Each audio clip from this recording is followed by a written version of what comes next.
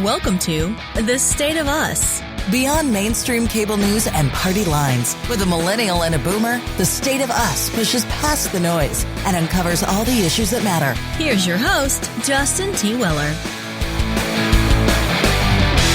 There are more than 55 million students in primary and secondary school in the United States. 55 million. While most of these students attend traditional public schools, some attend charter schools. Whether you're a parent or not, how we educate our children inevitably affects the economy and the direction of our society. Today, we get to examine what exactly charter schools are and whether they might be a better option than traditional public schools.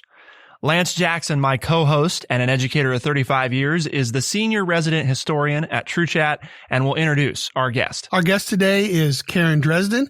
She has been an educator since 1992, working for 8 years as a teacher in D.C. public schools before becoming the founding principal of Capital City Public Charter School in 2000. Karen has a Master's of Science in Education from Harvard University with a concentration in educational leadership, and her Bachelor of Arts is in Public Policy Studies from Duke University.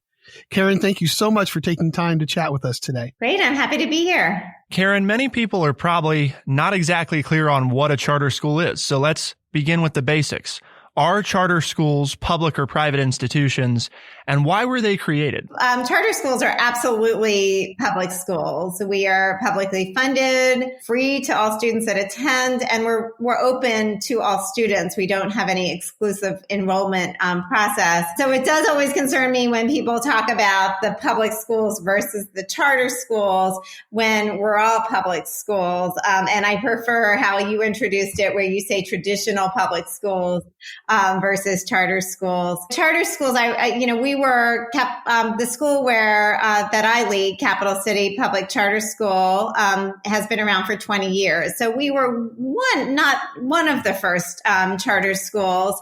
And I remember back then when we started the school, it really was about choice and opportunity for students in our city. Back in the 90s and before, students attended the school down the block. And if that was a high-performing school, your children got a great education. But if it wasn't, your child really wasn't getting the best education. So when charter schools started, it really provided more opportunities and choice for families, and especially for our low-income families of color in where I am in the District of Columbia. So I feel like it's really been an important equity issue.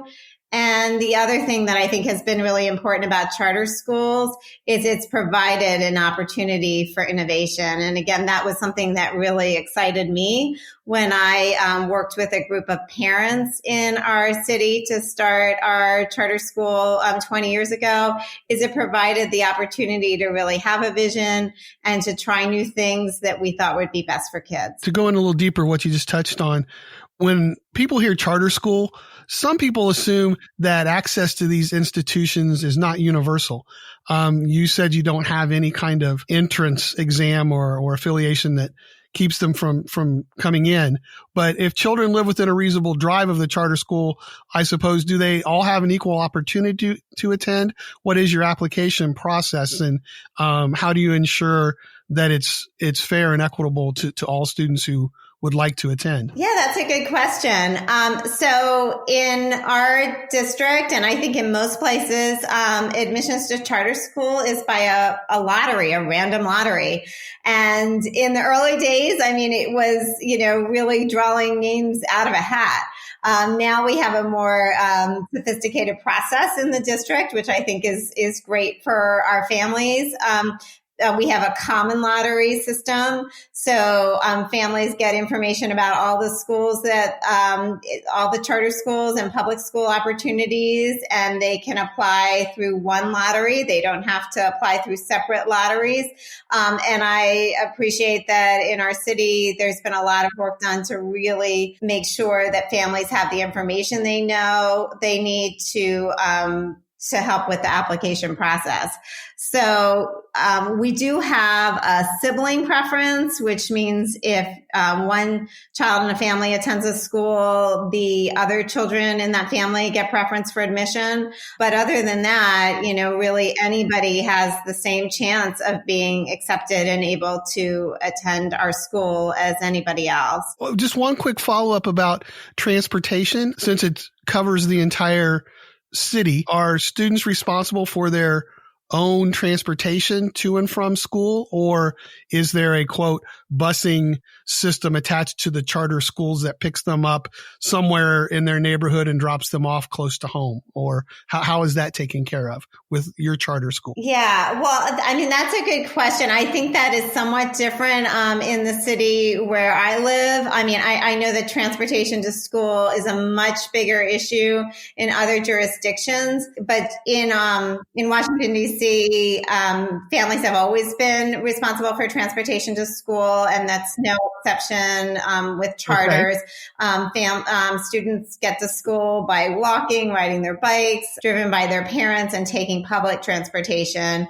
One thing, though, that's been really helpful in our city is that the city has provided free public transportation. So if students ride the regular, metro buses or subway system, they're able to have free transportation. I think some of our major cities here in Ohio do some of the same things. They don't have enough buses and they use the public transportation system to allow students to travel free of charge. So usually when something new is created, right, when charter schools were created, it is with the hope of improving on or starting something unique.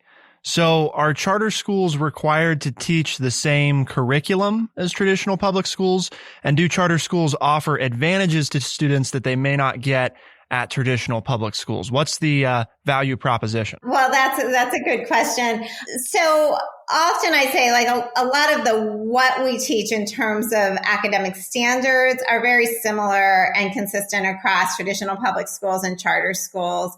So for example, if you have a third grader in a traditional school versus a charter school, they may be learning many of the same skills and many of the same content, but how they learn that may be really different in a charter school. And that's where I think we really add a lot of uniqueness and can really innovate to best serve our students. In my school, Capital City Public Charter School, we really emphasize a strong social and emotional learning curriculum that we have long recognized that is just as important as the academic curriculum in terms of preparing students to be successful in school and later in life. And we also really emphasize learning through hands-on project-based education so that, what students, again, what they're learning may be very similar in other schools, but how they're learning may be really different. We are an EL education school, which means our students use learning expeditions as a prime method of instruction. And that means that they are researching and learning about topics to become experts. They're meeting with experts in normal years, they're doing a lot of field work and getting out in the community. And those type of experience we have found really stick with students, and they will remember them years later as important to their education. What's your, as a teacher of too many decades, I know that one of the keys as well is parent buy-in or parent support. What do you see? I would expect that you have usually a better buy-in from the parents with a charter school because they've chosen the school. Do you find that to be true, or are you struggling like I read about most traditional public schools in getting parents to buy into their child's education? Or do you see that as an area of success for your school as well? So I do see it as an area of success for our school, but I also want to recognize it's something that we've worked really hard on. We were initially a parent-founded school, so parent engagement has been something we've always focused on. But over the years, and I can speak to this as an area where I've learned and grown a lot, we've really had to really look at kind of what parents need and and really be able to shift and improve our outreach to families. One thing that's important about our school is that more than half of the families we serve are Spanish speaking. So one of the things we've really done is to work to make sure that families have the language access that they need. We provide interpretation and translation of the materials that go home. And so that's just one example of ways that we try to remove the barriers to engagement and learning, because we recognize that the more families can be engaged in what their students are learning and understand and connect with the school, the more the more successful their children are going to be. The other thing I want to point out is we are a pre-K. We start with 3-year-olds through 12th grade school. So we have this amazing opportunity to build relationships with families over a long period of time. And I have to say that's been one of the most rewarding things for me as a school administrator. We have families that have been with us since the very beginning that are still there if they have multiple children in the family. And those long-term relationships have been really key to serving students. We've been talking with Karen Dresden about how charter schools came to be, but a number of questions still remain. How are charter schools funded? And if these institutions offer better outcomes than traditional public schools, why aren't there more of them? To find out, keep it here on The State of Us, and we'll be right back.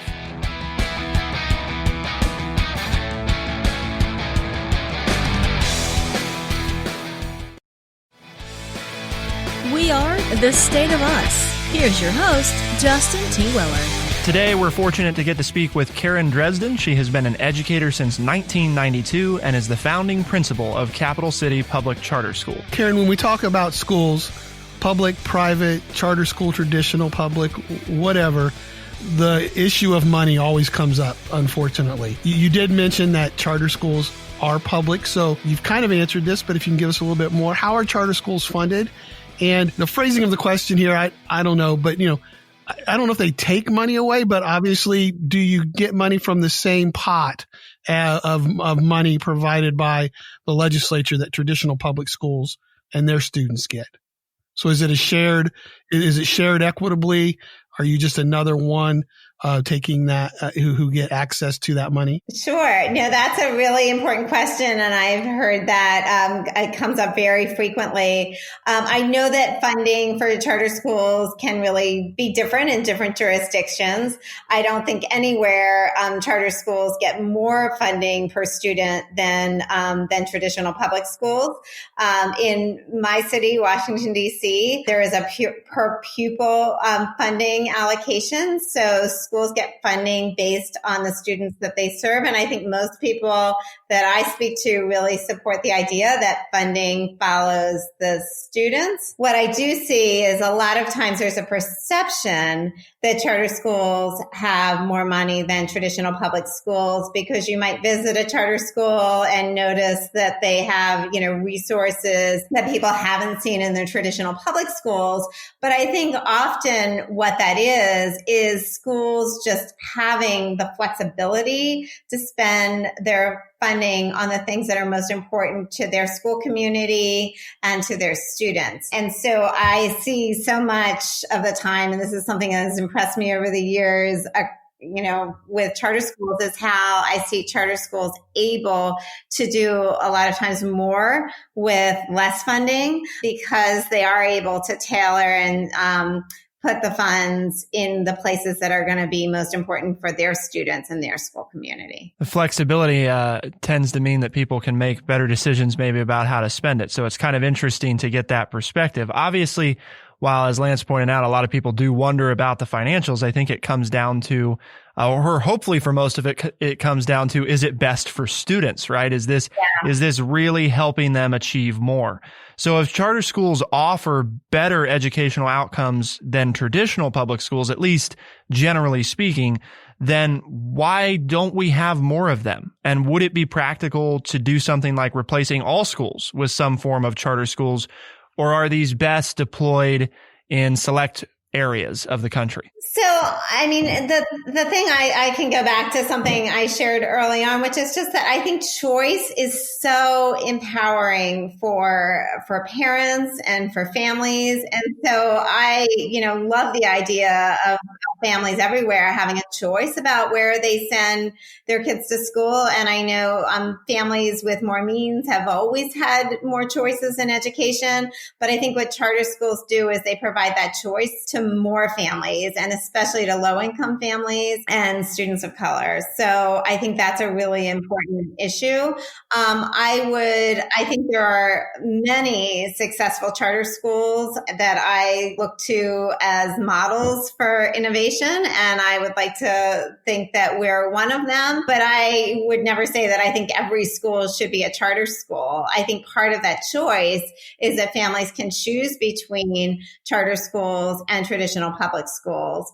I also would stop short of saying that all charter schools are good schools the same way, not all traditional public schools are good schools, however we define those metrics. And I think always schools should be held accountable, recognized for what they're doing well, and also information really shared with families so families can make the best choice about their children's education.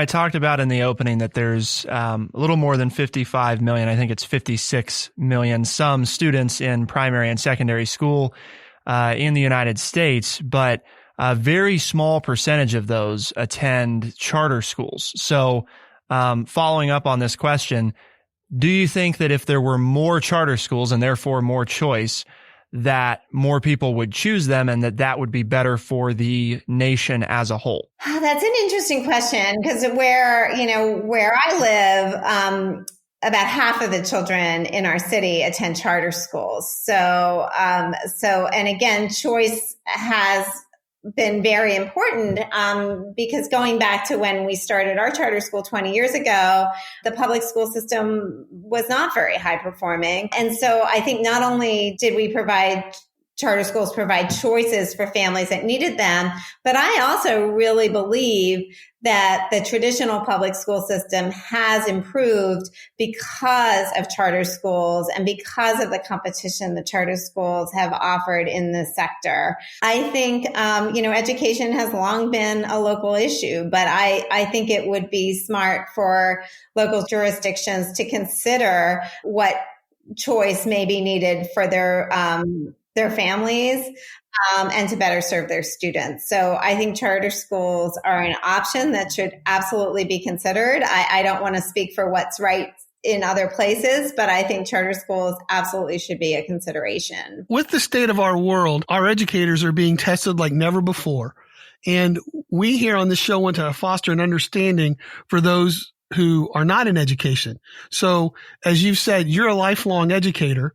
Would you share with us something you think everybody should know about people who have made their career in education? Oh, wow. And I hear you when you say we've been tested like never before. I mean, this has been just a year of so many things being new. And I think back to my early days as a school leader and how that in some ways has prepared me for the uncertainty and the newness that I'm dealing with today. Because I remember a time when we had to figure so many things out, and I'm certainly doing that again as a school leader in this pandemic.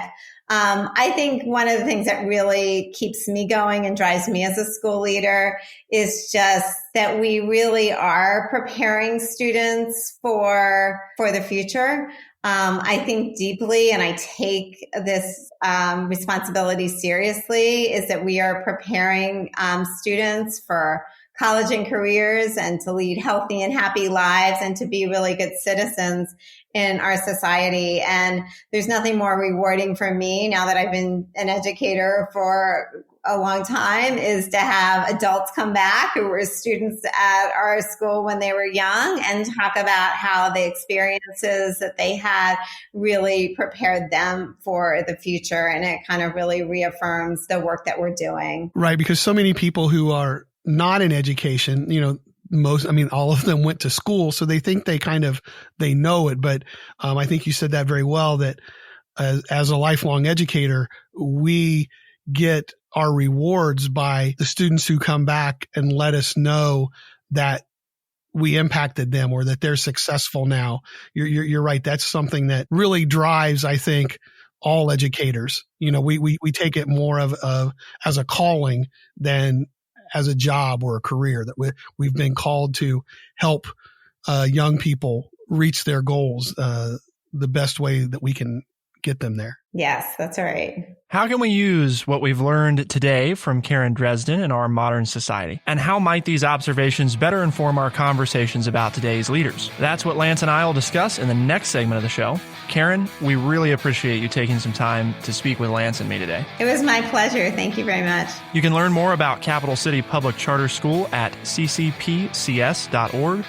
What do Lance and I think about the case Karen has made for charter schools, and what does the future of education look like? Well, to find out, you'll have to keep it here on The State of Us, and we'll be right back.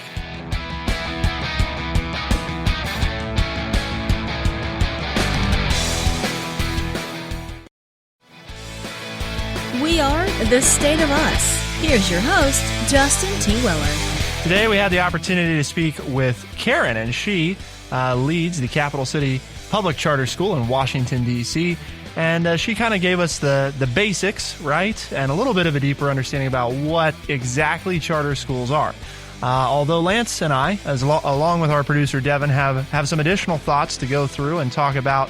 Karen's made the case, right, or she's tried to, rather, to convince us that charter schools are a good option, worthwhile.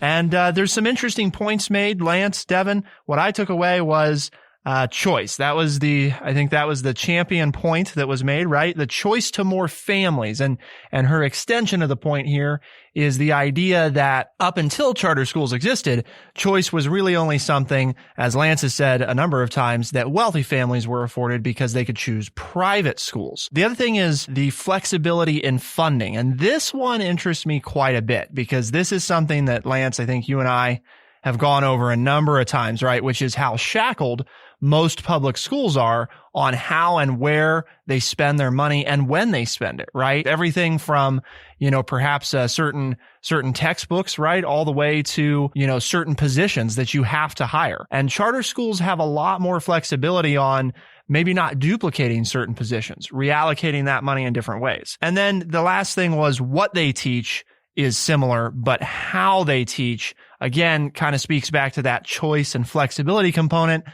They have more flexibility over how they're going to teach it, right? Did you pick up, Lance, on anything there that I didn't say that you felt like was a key point, a key argument for charter schools? No, I think you've covered. Those are the basic ones that they've been around since charter schools were adopted by the legislature and brought in most states. I think the other key point, though, as our guest pointed out, that it is different in different locales, and she was just speaking from what she knew, not necessarily representing all charter schools. So there is a different breakdown in my reading from state to state. Each state supports and charter schools differently. So there are some commonalities, but there are also some differences how each state does it. So Devin, before Lance and I get too deep into it, you listen to everything. What are the biggest questions that you have that remain, or the biggest items that either you liked or that you were wondering more about or had concerns about? What are some of those things that Lance and I can try to expand on? One of the biggest things for me personally was I never felt like I got a clear answer onto the purpose of why I would choose a charter school or a public school, because I grew up with public education, and I've had my ideas about charter schools, which just to me personally, they seemed more like glorified public schools, which in essence, they have more flexibility than public schools do, which that's great. I love hearing that. And that definitely tailors to the students, which should be the primary focus. But really, I just need more of a reason than just that flexibility to give me an answer on how I would choose from there, because I'd be thinking about my child if I had one in that instance. So Devin, just to be clear though, just to share your background, right, with our listeners, you attended a traditional public school, right? Through sophomore year of high school. That's right. And then you finished your education, however, via online public school. Yeah, I went through ECOT, which is the Electronic Classroom of Tomorrow. They were actually also defined as a charter school. They were publicly funded. I really felt like the education experience was pretty similar. It was definitely a big jumping from public schooling to online education, but it felt practically the same in a way. So Lance, what's your take on the Devin's a new parent. He's not actually, but this hypothetical, right? He's a new parent and he's trying to decide, right? Traditional public school, charter school. Let's say he has that option, because not everybody does. And I think that is an important note, but assuming that you do, there's a public school, there's a charter school.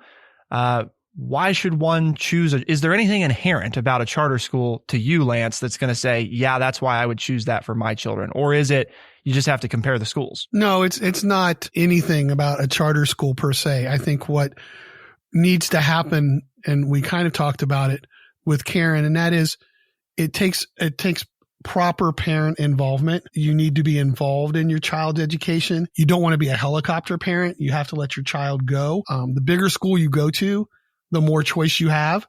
Even if you're in a traditional public school, I'm thinking of schools in our area who have 6 different 10th grade geometry teachers. So, you have 6 different choices of who your child could take geometry from. Whereas if you attend in the public school where I taught, we basically had one teacher teach sophomore geometry. So if you were a sophomore and you took geometry, you had teacher X and you didn't have that choice. So I think choice is the big difference with a charter school, because it gives you another option. But I think what too many people do, at least with my reading, is they think, well, because this is a choice, I didn't like school A, so now I'm going to choose school B and see if that's any different. So I think one of the things Karen had mentioned was explaining how charter schools, when they're near other public schools, have driven sort of that competitive, mentality, which forces that adaptation in some cases. And it made me think about, when we talk about the flexibility and funding, right? How they spend their money, what they spend it on. It's almost like you're trusting the professionals at charter schools to be the professionals they are and make those discerning choices about money. And you and I, Lance, I feel like I've talked about for years that one of the biggest problems is we've removed so much local control from education that you're forcing students in different areas to spend time on things that maybe they don't need as much, right? And then not get things that maybe would be really critical to them in that given area. And to me, it's like, it makes the case, right? When you look at the outcomes of charter schools, not necessarily that we need to, make every school a charter school per se, but that why can't we take some of what we've learned that's working at charter schools and just deploy it to the traditional public school model? Lance, is there a reason that you can think of why not afford more flexibility to these traditional public schools? Okay, I was going to ask if that was a rhetorical question. Maybe it's rhetorical. If you're on the same page. No, I have one, and there will be some people that don't like my answer. Full transparency here. I am a retired public school teacher, but I will traditional not, public school teacher, right? Traditional public school teacher, and still working as a substitute. But I, as was not necessarily happy with everything that we did. So I am all about that schools need to improve. But to answer your question, it's political. 20 years ago, ironically, when this charter school that Karen Dresden operates started, was you started to get all of these unfunded mandates under the Bush administration to public education, meaning by an unfunded mandate, I mean, they said, well, we want schools now have to do this to get their federal dollars, but we're not going to increase your federal dollars. Well, that meant then that traditional public schools had to use money that they were using for other things to fill mandates that were coming down from the government that they weren't given dollars to use. At the same time, the legislature introduced charter schools and said, we will give the charter schools the same amount of money that the traditional public school receives per student, and they can do whatever they want with it.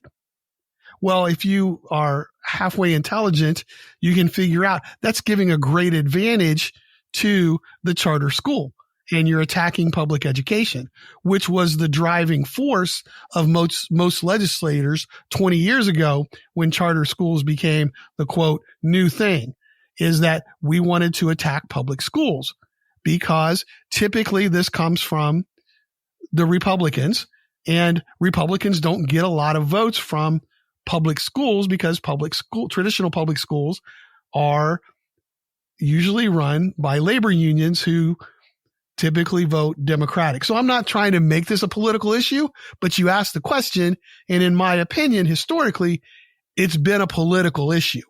Now, I will take it though and say, I don't mind the competition because there were things and there are things that I don't like about public education. And I think that there needs to be a shakeup and that the focus needs to change a little bit. But where the problem was created came from those unfunded mandates by government. And then it made things even tougher for the public schools and then made things for different schools, charter schools being one of them, to kind of come to fruition and give parents a choice. Choice is not a bad thing, but again, not everybody has a choice. Right. You know, we have private schools in our county where we are in the Midwest, but we don't have any charter school options. Sure. So again, it's not, if you want to argue, it's not fair and equitable. There are charter schools in some places, but not charter schools in others. So there is choice in some places, but not choice in others. Right. And that doesn't seem like a very small d democratic principle. Well, and I think that's part of the challenge, right? Is because what people, and this is the complicated component that I think Karen was alluding to, right? Is the politics of it, because a lot of people look at charter schools and get upset with charter schools because maybe, right, they don't have access to one. Well, that's not really quote unquote the charter school's faults, right? That is a nature of the beast that has been created. That's charter true. schools again, and I think that's part of the thing that's coming to mind. There's nothing inherently, at least not that I can see, where I'm like, "Ooh, I think, a charter school's a bad thing," and that it's, again, every school's different, right? So there are obviously charter schools out there that are bad. There are charter schools that are great. There are public schools that are bad, public schools that are great. Hopefully that goes without saying. I think our audience is smart enough to know that. But what I'm getting at is, there's nothing, the principle of a charter school in and of itself, I don't have an objection to. Like Lance said, I don't have an objection to choice at all. I mean, that I think is a huge part of what this country is supposed to be about. But when not everybody has the choice, that is where, or not even necessarily most people, right? I mean, let's just be clear. I think this conversation would look different if we could say most people have a choice. Most people do not have a choice. And even if they did have a choice, there's an assumption there that the parents would understand that they have a choice. Right. And I think that is one of the big obstacles to it, is if you went to traditional public school, right? That's kind of just what you're assuming. I think most people assume that's just what their kid's going to do, right? Much like if you did or didn't go to college, you may make a similar assumption about your children. And I'm not judging that at all. I'm saying I think that's just a way that we work. I think there's a lot of things about charter schools that we hear that are appealing. Like, if we can choose to not teach most students chemistry, or we can teach it in a different way that's more practical, I think that's fantastic, because Lance knows one of the things I have harped on for years is that we spend the last few years, of high school teaching many students things that they will never again directly use. Now, do those teach problem solving and life skills? Sure. Are there also other ways to teach problem solving and life skills that are more practical to everyday life? Yep. And I would much rather my tax dollars be spent, for example, teaching students how to budget, right? Or how to save money, or understanding taxes, or anything like that, than spending it on teaching a bunch of students chemistry, 90% of whom don't need chemistry and will never again use what they actually learned in chemistry. They may use the problem solving skills, but again, they could get that in a different class from a teacher who's just as capable teaching a different skill that they can actually use once they're out of high school. The reason that those traditional public schools are teaching that chemistry or that whatever that you don't like are from the legislators who went to traditional public schools or traditional private schools, said this is what you have to teach. So, because I had to learn it, so you have to learn it. Right, exactly, which is what you said in your answer. Just it circles around and comes back to the fact that people said, well, I got here because of these classes. So now that I'm in power, I'm going to say everybody else has to take these classes because that's the key to success. It's not necessarily that those people who are in public education disagree with your premise, Justin. It's that they're being told they don't have that option. Exactly. Which is what your point earlier was, that power that's been taken away from the local and said, we're going to try to mandate everything so that everybody gets the same.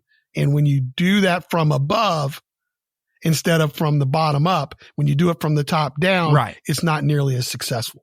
And right now we have a traditional public school system and a public charter school system that is being legislated from the top down, and it's not coming from the ground up, which is why we still have many of the problems that we have in educating our children. And I think, Lance, what you just shared is a key. It's what we try to do on this show that's foster that understanding, right? Because much like I was trying to point out that, people shouldn't be mad inherently at charter schools as a whole, right? Because we see better outcomes on average. I mean, that's the reality. And isn't that what we all want is for students to get the best education possible? So not inherently evil in their own right. But as Lance pointed out, we also have to understand that there's a lot of good people, right, in these charter schools trying to do the right thing, keeping in mind that the reason they exist is not because these people put them in place to do something devious, but because people at the top decided this was a kind of a half-baked solution, right, to the greater issue of reforming the public school system.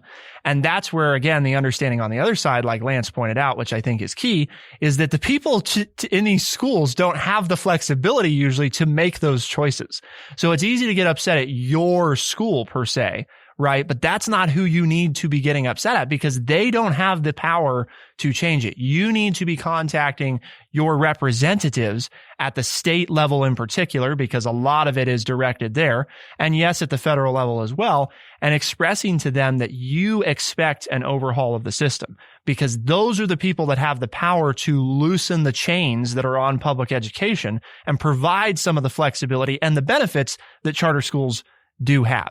And I think that speaks, Lance, right, to our mission here at True Chat. What we're trying to do is get people to open that mind a little bit and really understand the issue at hand.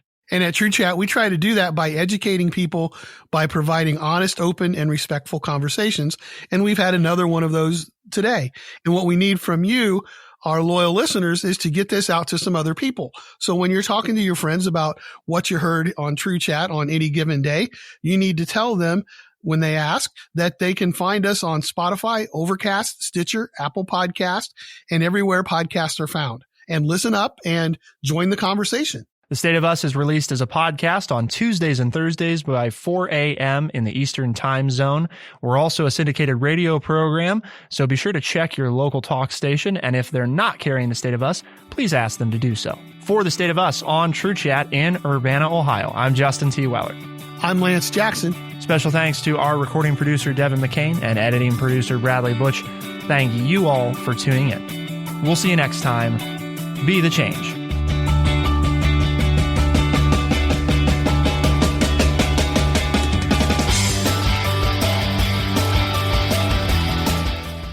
Be sure to check out our website, thestateofus.org, for books, articles, and all the ways to tune in. thestateofus.org.